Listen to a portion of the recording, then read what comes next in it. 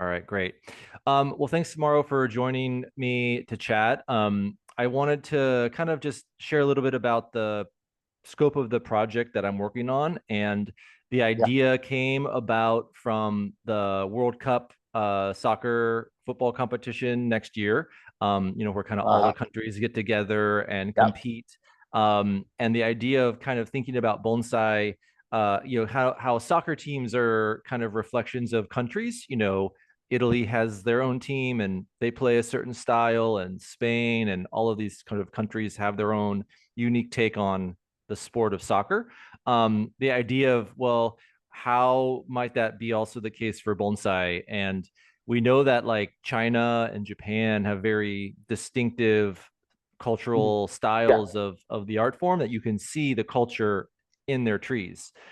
And I'm curious about if that's true in other countries. Can you see an Italian does an Italian bonsai have certain characteristics that connect to Italian culture, or in the UK or America or wherever, and talking to people from those cultures who are, esteemed bonsai professionals like yourself, to help me think through that and share their perspective on kind of your country's bonsai identity, if that exists, if you think that exists, and maybe your own uh, take on that, because Okay. as an individual, right, you are a byproduct of your country, your culture, as well as the environment, right, where you live, the trees that grow there, what you see, the material, and then your own individual artistic sense, right? All of that mixes together and comes out, with the bonsai at the end. So, Yeah. um, so I guess just to kind of get the ball rolling, are you a fan of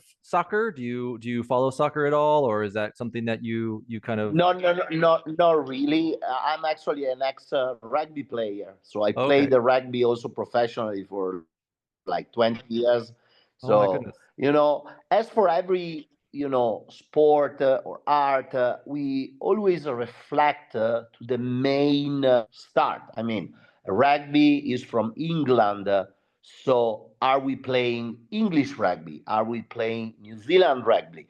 So nowadays, especially for that particular field that I can say I know a little bit and I keep following rugby, there is a way of play, and you can understand that the teams come from a certain part of the world because Hmm. they focus in certain thing, their fitness is in a certain level, and you can understand. And in my opinion, for bonsai is the same. Basically, we all reflected to Japanese bonsai because it was the part of the world that developed bonsai in the highest standard. And as bonsai practitioner, even before becoming a bonsai professional, I was always referring as my goal to say, oh my God, one day I would love to have a tree at that caliber. I would Hmm. love to have a tree that I could say, oh my God, is a piece that could go at the kokufu, you Hmm. know? And then obviously you have to use your own material, your native material, because, in Italy, as in Europe, it's easier to import trees compared to United States, for example. So we had a lot of import tree, but the import tree only helped for a certain part of the evolution of bonsai in Europe to give us also a better model role to look and to understand how bonsai was done. And then was I can talk for myself. I reflect to the material I was able to find in the mountain around my area in the Alps. I live close to the Alps, and say, okay, now I have to transform that material in the better version possible of bonsai that I can produce. And luckily, I was able to do it in a certain way. I even don't know how sometime because I'm the product of my travel. I'm the product of constant traveling all over the world and being in contact with other bonsai artists, being in the stage with other high-end bonsai artists, and probably a little part of everything became what is my bonsai today. Mm-hmm. So it's difficult to say, is my bonsai Italian style? I don't think so. My bonsai is the product of my understanding of bonsai going around the world. You know, if you Mm-hmm. look on, for example, the best show in Europe, that is the trophy, right? In the last few years, between Italy and Spain, we was keep going back and forth, winning the prizes with native trees. And this is the reflection of how bonsai developed in Europe and became European more than Japanese. Because if you look at those trees, you know they are European, not only because the species, not only because it's a Scots pine and is not a Japanese black pine, or last year, for example, it was a taxus from Spain and was not a taxus from Japan, because also the material, as happened, in my opinion, in United States, the material carry on some characteristics that are very typical of the area where it comes from. A taxus from Spain is a taxus from Spain. You can never mess up and think is a taxus from Japan, because the intrinsic characteristics are totally different. A Rocky Mountain juniper is a Rocky Mountain juniper. Even if you graft it to a Gao on it, it will be always a Rocky Mountain juniper, because it carry on some characteristics that are intrinsic of the material. Same for the Scots, same. So I don't know if it's the artist or is the material we use that makes the difference, right? Mm-hmm. Mm-hmm. Yeah, I mean, you kind of touched on all of those aspects that I'm really interested in, and so maybe we can kind of break them down a little bit more, because I Yeah, think, I was reading your your questions, and yeah, they are pretty specific. But I was sure, trying, because I never put those questions to myself. I just mm-hmm. do bonsai. Sure, It comes nowadays. It comes naturally. I don't need to think mm-hmm. how I wanted to do bonsai. That's my way. I don't know if it's right or it's wrong, but that's my way. And I'm happy that people like it, and they like my approach, and my goal was always to have a good collection. I never Mm-hmm. thought I will become a bonsai artist. I was always thinking, I'm happy with my job as an architect. I just want to have a fantastic bonsai collection. And then Mm-hmm. life changed and everything. So Yeah. Yeah. Well, let's talk a little bit, because I think you are in a unique position because you have traveled so much and you've seen so many different, bonsai in so many different countries. I think there's a yeah. few ways of approaching it. I really want to hear more about your this way to describe maybe not only Italian bonsai, because I'm trying to understand what, if you go into the trophy, you talked about being able to recognize a tree from Spain or from the Netherlands or German. wherever, Yeah. right?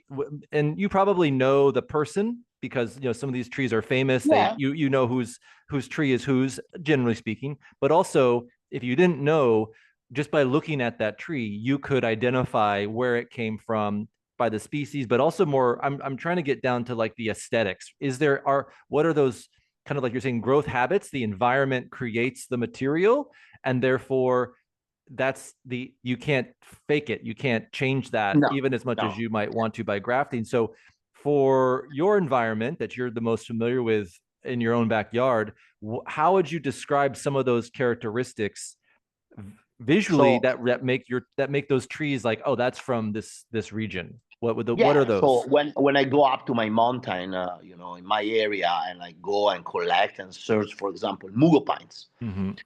is the most dramatic tree that you can find over Europe, that is not a juniper.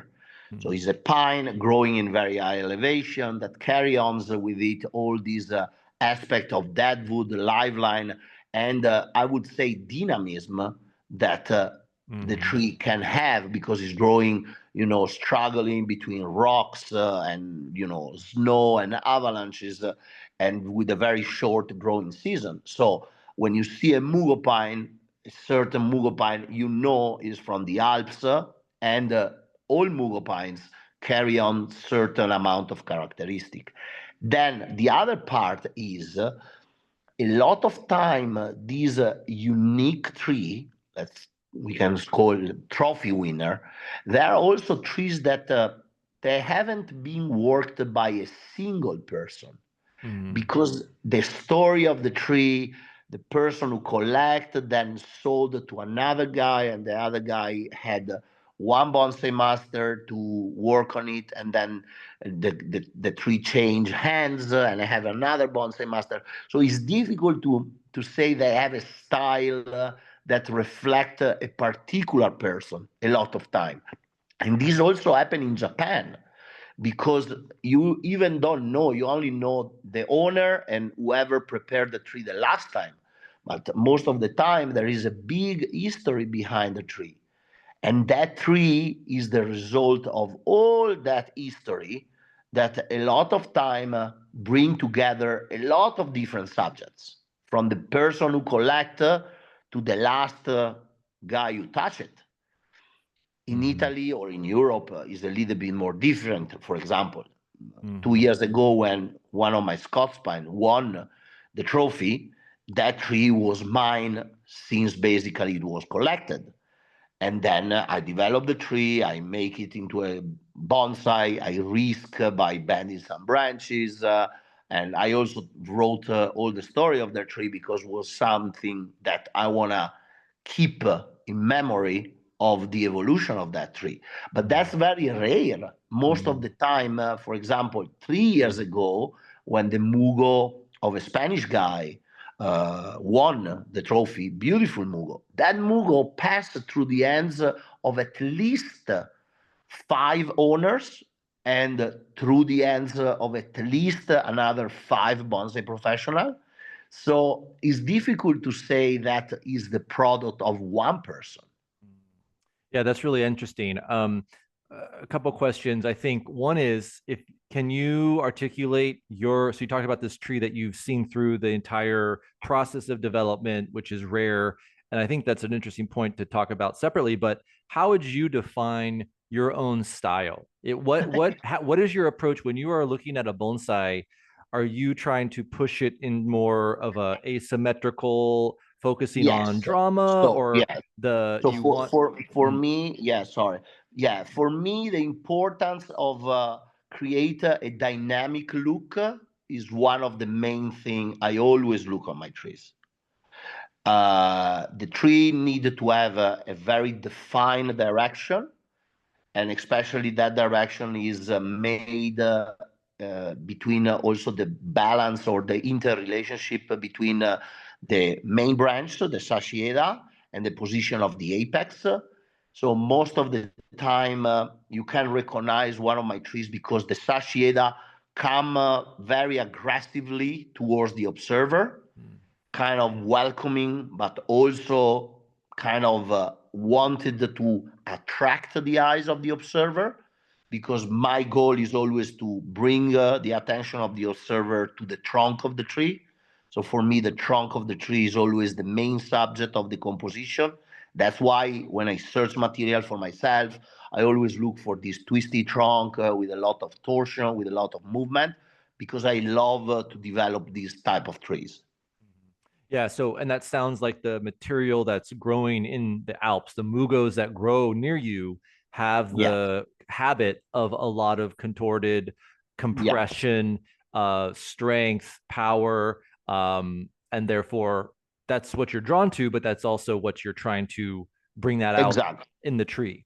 Yeah, that's Yeah. really interesting. How do you approach then with that trunk, your development? You're talking about the primary branch, the overall silhouette. How do you approach the formation of your silhouette um, as a component of that design?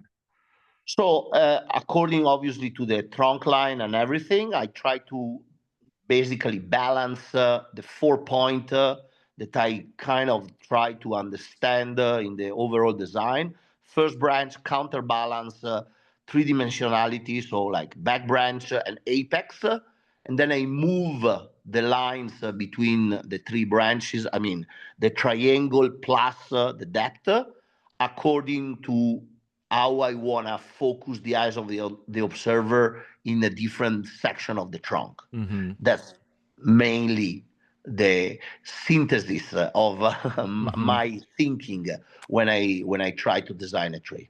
And then in terms of the canopy, though, the triangular form, are you feel like you're trying to pursue maybe more of a Japanese Yes. reflection of So the canopy that you would see, but it's on this Mugo trunk that has that yeah, strength? I was always attracted by the perfection of the Yeah. canopy and how strong a look Mm-hmm. the Japanese tree have, Mm-hmm. but sometimes I feel they are too symmetrical and Mm-hmm. they don't have a very defined direction. And this is a point that is different for my design. I always want to define a direction of my tree. Mm-hmm. And the other thing, what I love to have trees that shows how strong they are. So the win, how the tree won against the tough nature. Mm-hmm. So I like to have a lot of green, beautiful, full pads, very mature pads. Is also another kind of a characteristic of my trees, and that's Mm-hmm. come also from the Japanese style. What about containers? I think Europe has such a wide range of containers from Yeah. very traditional Europe or Japanese to modern made containers. Where do you prefer? Do you prefer Japanese containers, Florence? Overall, Mm-hmm. I like Japanese containers because they are, in my opinion, more plain and Mm-hmm. they can highlight the beauty of the tree better. Mm-hmm. Sometimes outside Japan, we try to go a little bit over the lines and we risk that the container overtake the beauty of the tree. Mm-hmm. I have some strange container. One of my craziest one is actually from an American guy, Valdo Street Pottery Mm-hmm. from Mm-hmm. Atlanta, I think. Mm-hmm. Mm-hmm. He made a beautiful octopus Yeah, the octopus one. I've container. seen those. Mm-hmm. Exactly. And I put a privet inside with the trunk that look like a lot of tentacles, and they match fantastic together because the tree has such an incredible character that really match on that pot. Mm-hmm. Other time I collaborate with another guy in Czech Republic, and he made these very naturalistic kind of moonstones, and Mm-hmm. also they match with some of my trees. So I'm not only on that. I always try to find the best solution for the pot. Mm-hmm. Sometimes I have the problem that some of my trees are too big for a normal container, so I have to go for even Chinese container because Mm-hmm. Japanese they can reach maybe 70 centimeter, and sometimes I need like almost a meter, and so I Mm-hmm. need to go Chinese. So I Mm-hmm. try to find Chinese that is not so plain and Mm-hmm. has some a little bit of color or something. So Mm-hmm. it depends. It really Mm-hmm. depends. Yeah, yeah. But in general, it sounds like you like the simplicity See, of the Japanese style and forms yeah. that don't overpower the tree. That Yeah, makes sense. we have a great guy, for example, in Italy who studied in Japan. His name is Tiberio Gracco. He Mm-hmm. does a lot of moco pots Mm-hmm. with beautiful lines, and they match very well. I have many Mm-hmm. of my Scots pine in these Mm-hmm. moco pots, but also it's because the lines are so smooth, Mm-hmm. and then they can really highlight all the twists and the turns of the trees. Mm. Yeah, so I'm interested to hear. I've got a few questions. It's hard to Yeah. pick which ones to ask. So I'm interested to hear more about kind of your take on Italian culture. And since you're referencing Graco and his containers, and you use the word sort of the smoothness, the perfection of that, you're interested in the perfection of the silhouette of the canopy. Is that sort of perfectionist quality? Is that a Italian characteristic or trait? What Italian qualities of culture do you think kind of influence Italian you as an artist? Like what But probably my biggest influence is that I studied and I worked as an architect. So I Mm, studied architecture for 5 years at the University of Venice, and then I practiced architecture and built houses for clients for 10 years in the office with my father before deciding to, take on bonsai 100%. So I was always a person that I want to do it and I want to do it right. And if I can do it right, the first time is better. So every time I do something, I try to get better on what I'm doing. I don't take the risk of failing. Failing is part of the game, also in bonsai, also in rugby. But better you can become, better the final product can be. So that probably with the influence of Japanese bonsai build up a little bit my personal taste, I would say, because I do bonsai in the way I like it. I was never thinking I want to do bonsai because all the people want to like it. I want to do bonsai because I want to enjoy. I want to go out in my garden and look at the benches and enjoy my trees. That's the main thing. And for Yeah. me, when the tree is nice, is clean, it has all the lines together, and especially I don't have to do too much to maintain. That's why I mainly use a native species that grows very well in my environment. That give me the freedom of travel so much because I'm not a slave of my garden. Yeah, I mean that's really interesting. A couple questions on one on architecture. Do you feel like, because I mean Italian architecture is very distinct, and there are so many famous Italian buildings. So do you feel like in your studies as an architect, were there any ways of talking about Italian architecture that kind of you could see So influencing your bonsai design? exactly. So architecture as art in general is nationalistic until it doesn't open to the all over the world public. Nowadays, that all the architects work everywhere in the world, like we do as a bonsai professional. So Mm-hmm. we have Renzo Piano in Italy, and Renzo Piano made a tower in Rotterdam. Is that tower Italian? Is Dutch? Or reflect the architecture, the world architecture nowadays? In my opinion, it reflects the world architecture as for us, or for most of us, when we travel so much, our bonsai, as I said, pick little thing from everywhere we go. It's Yeah. not the bonsai from my backyard that goes Mm-hmm. in New York or in another, or in Brazil. Mm-hmm. Is a little bit of a mix from Mauro's bonsai and the Brazilian touch, in this case that I'm in Mm-hmm. Brazil, for example.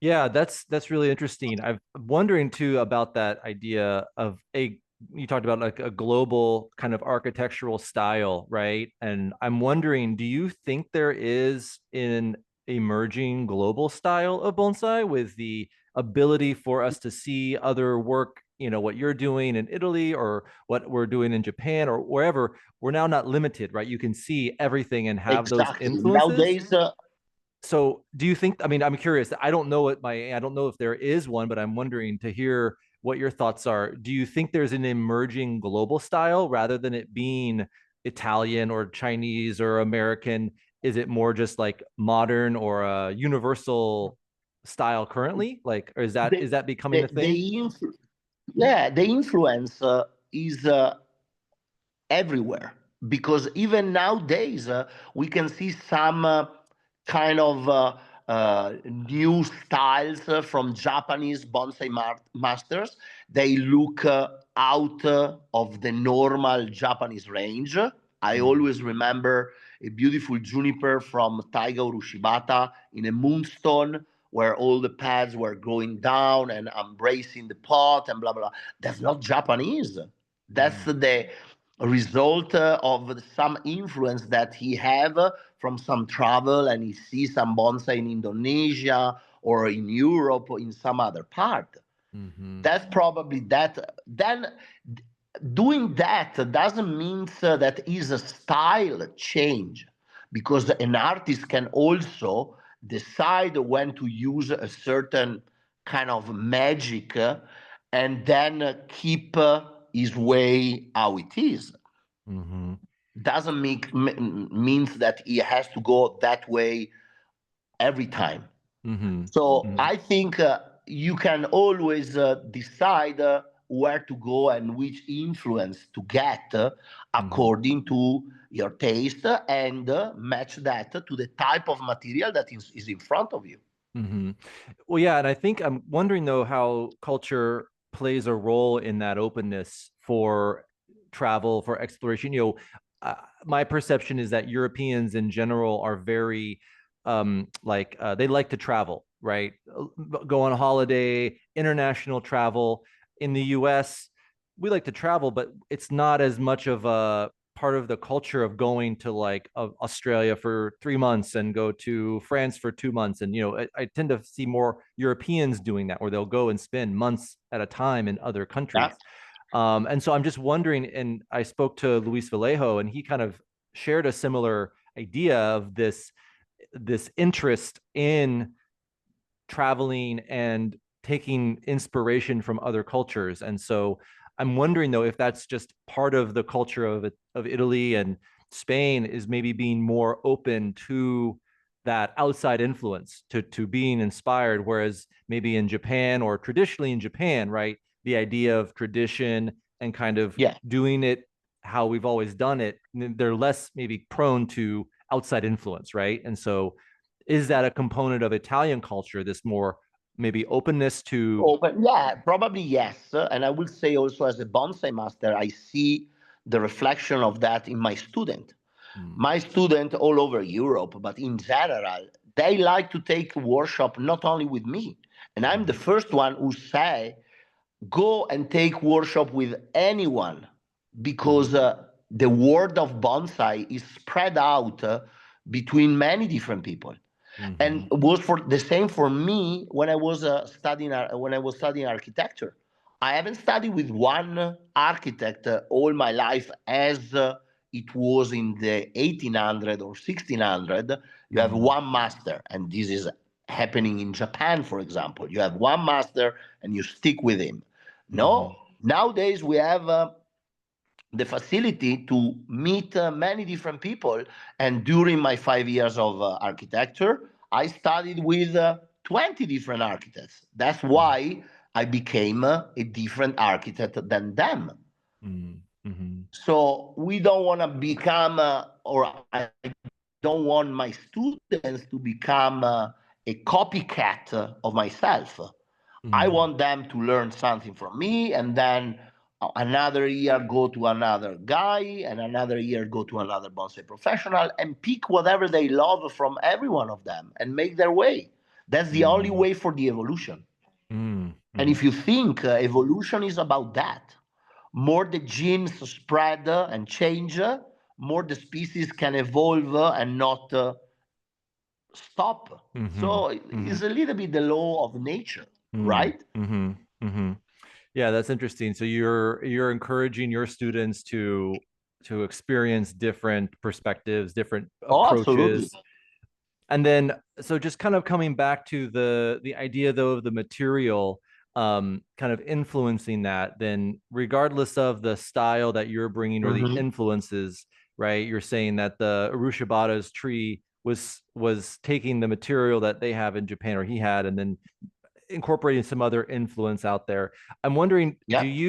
are you able to articulate some of the other characteristics of maybe other countries in your opinion? What would you see? How would you define bonsai in Germany versus bonsai in the UK? Like, because you've been around so much and have seen so many different styles of trees, So how yeah. would you think about So some of these major countries? Like, how would you describe their bonsai? What would they focus on? Like, let's just so take in the UK, Germany, for for example, or example, Germany. Yeah, wherever. Mm, okay. Yeah, Germany, for example, the bonsai is still very, how you say in English, classical, mhm, mhm, because they still belong to an older generation where the styles of bonsai were very well described, and so the mentality of the people is very square of following those rules. Mm-hmm. In my opinion, in Italy, like in Spain, we already passed that part of bonsai where you want to follow the rules, do or die. You know what I mean? And they like to understand the bonsai, and they always want to go back to the simple design: first branch, first third to the right, then second, then third. So is very is very static still, the idea of bonsai. And when I see a bonsai from Germany, I know exactly the person who made it, but I can still recognize that. Yeah, that seems to In align with. England, uh, Sorry, yeah, I think our sorry, connection was. Yeah, we're good. We're good. You're good. Continue.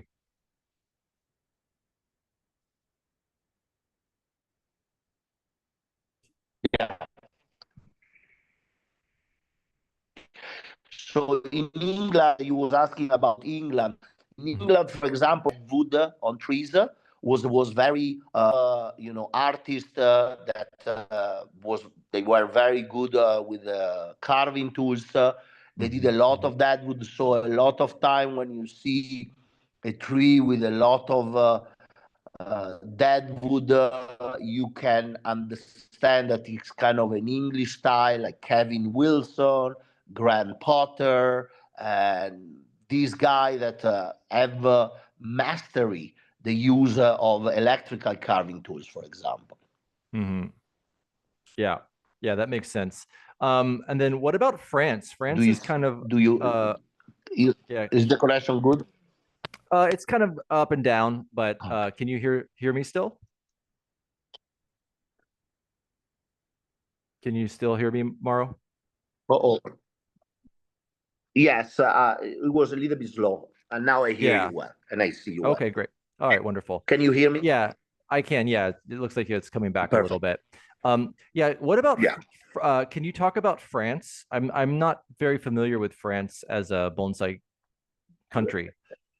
So, compared to other countries in Europe, I was always seeing France a little bit struggling Mm, to really reach a certain level of mastery the art of bonsai.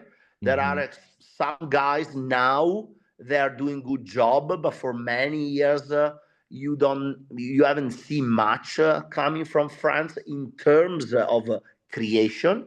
There were good shows, Salieu, good bonsai collectors, but not really much in terms of producing some iconical trees that can hmm really shows what is the potential of the country. And the country hmm has enormous potential because, like hmm Italy, there is a coast that is Mediterranean. There are the Alps with the conifers. So there is a lot of material, but still, probably this has to evolve. And the evolution is not only about one person. I mean, I have to thank the bonsai master coming before me that kind of smooth the way for me to learn and to start already from a solid point, like Salvatore Liporace, Sandro Segneri, these guys that in the 90s, they really made people understand the potential of the Yamadori and the use of native trees that we have. And I grew up as a bonsai practitioner already knowing that thanks to these people. hmm Yeah, that's a really great point, and that was something I'm curious about too. Is you mentioned the way that trees have passed between caretakers, between professionals, Yeah. as a component of the trees that are winning at the trophy, for example. And the same is in Japan, right? They have that history to them. So, do you think that all kind of bonsai within these countries has a natural evolution of kind of rule following and then kind of developing their own stuff? So is time the only major component? Like, will all countries kind of eventually develop their own style? Like China and Yeah. Japan, they've been doing it so long, they have the time to do it, whereas other countries like Europe and the West, maybe only 100 years or so at most, right? And I so, think, yeah, I think time is a big factor because, more you do it, better you become, and more you understand it, and then more you also go and find material that can be suitable for bonsai. Even the eyes change in the search of material. It was funny, a month ago when I was back in Europe, we went out for a collecting trip with my friend. And we went back in a place we've been there 10 years ago, and we find other trees that probably we saw 10 years ago, but we still didn't have the eye to say, oh, okay, this is probably something good, because and also the Yamadori in 10 years change a lot because the harsh condition, the way how they grow. So it's a question of time. And I'm not doing bonsai the same way as I did 10 years ago or 20 years ago. And I'm sure in 10 years, I will be doing bonsai different than now. That's guarantee. Yeah, that makes a lot of sense. One other thing too, I'm curious, since you've done so much work in the US, and as someone, it's harder to, I think, describe your own culture than it is to describe someone else's. So as having spent so much time in the US, how would you describe bonsai in the United States? If you were to kind of classify it to see it, would you be like, oh, that's from America? What describes the bonsai in the US and maybe Canada and Mexico? I'm also curious about North America as stylistically, anything that you've noticed.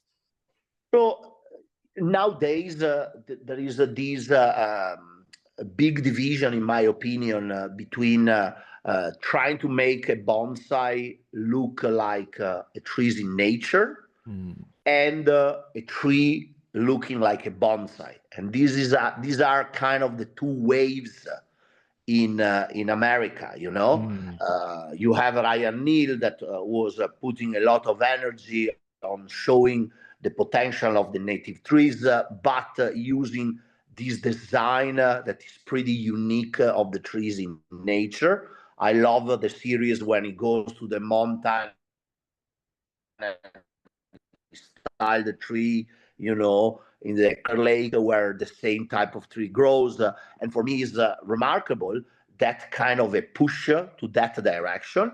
As you have other bonsai artists, like, for example, Peter T, who totally, in my opinion, reflect to Japanese bonsai and basically use the native material and transform into the perfection of the Japanese tree.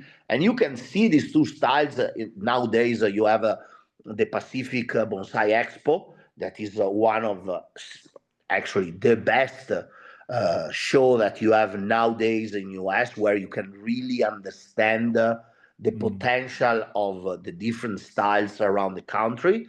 And it's beautiful to see these differences because, again, bonsai is an art form. And so after those basic rules, everything is possible, And when we look for beauty and any way we could, we find it, that's the goal,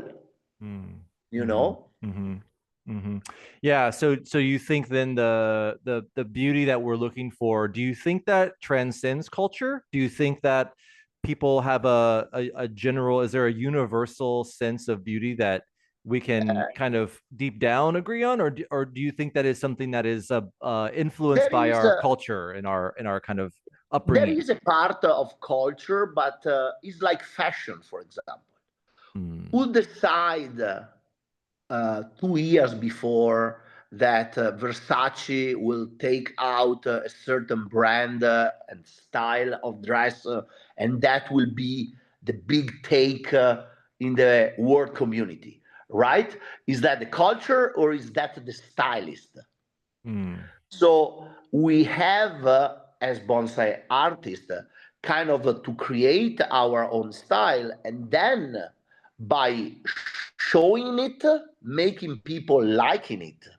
And this is not about the culture, because otherwise no one will ever give work to poor Mauro Stemberger in US because I come from Italy and I'm totally out, and I even don't understand the American culture if that will be the case. They just like probably my approach, they like maybe my personality, and they want their trees to be styled by me. So I style them with my point of view and my personality. I don't think I will style them with my culture, but just with my art.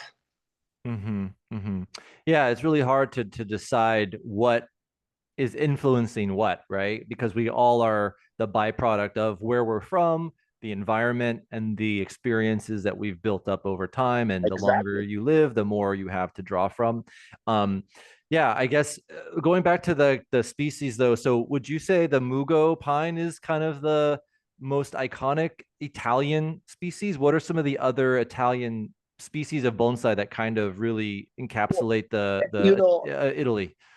Italy is pretty strange and is very similar to Japan in terms of geography. We go from a north that is mountain and cold to the south that is seaside and very hot, Mediterranean.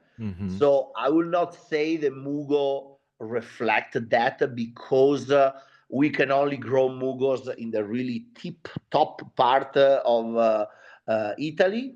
Probably other trees, mainly like Scots pine or olives, can better reflect that Italian kind of environment, because the Mediterranean part of Italy is much bigger than the alpine part. But as for Japan, what would will say is the most iconic? Probably a juniper, but there are a lot of other incredible trees that come from Japan that, some Japanese will be offended if you say, "Ah, no, it's not a kaede, or it's not a Yamamomiji maple that is so perfect, is so beautiful, and really embrace the perfection of the Japanese culture," for example. Are there many deciduous trees in Italy? Yeah, we have many. Do you like But oak? yeah, we have What are, many distributors. what are some? I'm not as familiar. Maybe are So there oaks, we have oaks? like five different type of oak. We have three or four different type of elms. We have our version of trident maple that is a field maple. It's called field maple or Acer monospercolanum. We have a lot of evergreen trees, also from the oak family, because we have Quercus ilex, we have Quercus suber, many wood. And then we go through the Mediterranean part that is Myrtus, also nice little leaves. And then we go to the olives, and it's not only olives because different species, but also Filirea, Quercus filireoides, that the scientific name is Quercus, but it's not a Quercus, it's a type of Hmm. olive. It's crazy. Yeah, we have so many different varieties. Oh, that's interesting. And we have so many beautiful bonsai in those species. And so people, I mean, I'm well aware of the olives and the other conifers, but yeah, these other species, people are developing them as Yeah, bonsai in Italy. yeah. Interesting. We have species that are easier to transform in bonsai, other that are more complicated. So, uh, as Mediterranean species, a lot of people that lives from center to the south of Italy grows olives a lot. We have our version of black pine is an Austrian black pine that generally lives in the north, but there is a version that is used to grows in the coast. It's called Villetta Barrea. Is take the name from a little village in the south of Italy, and a lot of people, because it's very resistant to the heat, use this black pine to create bonsai, for example. And you can see many of them to the shows. What if you had to kind of describe the feeling or the spirit of the landscape in Italy, how would you describe that? What would you do to sort of articulate that? Okay, so if we stay in the center of Italy, where we have like Tuscany, for example, that you may know, like nice, quiet hills that roll down to the coast. I would say quiet, but Mm, when we spike up to the mountain that we have in the north, in the Alps, I would say dramatic, mm, because when you come in the Dolomites, where I live, mm, you mm, see these peaks, you see these rock avalanches, and is the surround is really dramatic, mm. especially when you go there in winter. Everything is white, so you have only one color, and you have that color all over the place with these big peaks. So that's pretty dramatic. Yeah, dramatic. Yeah, I think that's a great word that Yeah. I feel defines Italian culture and the environment as well. Um, one thing I was going to ask was I lost my train of thought here. Oh yeah, so you're in Brazil right now. I don't know much about bonsai in South America. It looks like it's very popular and Yeah. kind of, you know, rising. I mean, tell me about bonsai in Brazil and South America. What is going on there? So there are countries like Brazil. Nowadays, I would say that Brazil is a leader in bonsai in South America because, and again, we go back to the material, they were able to experiment and transform into beautiful bonsai a lot of native species, one for everyone, Brazilian rain trees. So Mhm. Pithecolobium tortum, they find it in the coast, it's a beautiful trees, but they have a lot of species. Calliandra spinosa is another incredible one from the northern part, so the drier part of Brazil. They have trees from the south that grows in a colder environment, because the south of Brazil has also snow and negative temperature. So they have a lot of interesting species there. They don't have native conifers apart the Araucaria, that is not good for bonsai.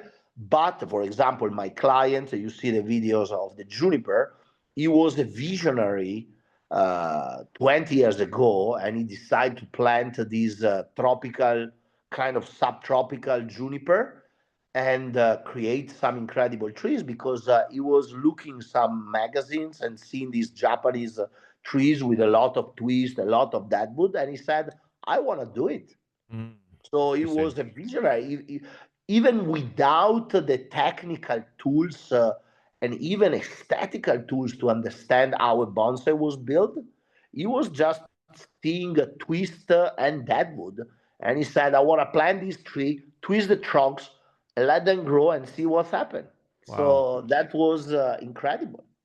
And it's looked like you're having multiple workshops and students there. So I mean, I have school, yeah. Here in Brazil, I have three schools, and so we do what we call juniper school, because my client has so many material, and so we use this material, and the people can fly here, buy the tree if they are in a place they can import it, or they are from Brazil, or they can just fly in. I have a lot of students from Chile, for example. mm, I have students from Dominican Republic or Colombia.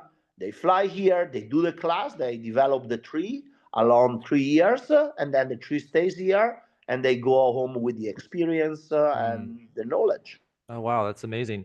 So, so how would you describe like where Brazil is in the timeline of bonsai? Are they still in the classical phase, or are they very kind of excited and kind of like wanting to create their own kind of No, no, community? no. Call it like, They are doing good, because also I think a country start developing when they start having professionals. mm, So already in Brazil there are a good number of professionals. mm, They are developing the art, and they are developing material, and mm, so this is good for the all the environment, because mm, again, my position, I don't know if it's a privileged position.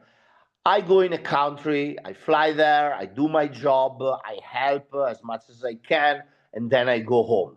Mm-hmm.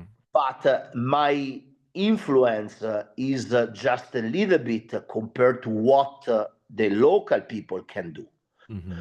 Obviously, I help because I create the interest and I teach whoever will become a future professional in the country, but then is on them.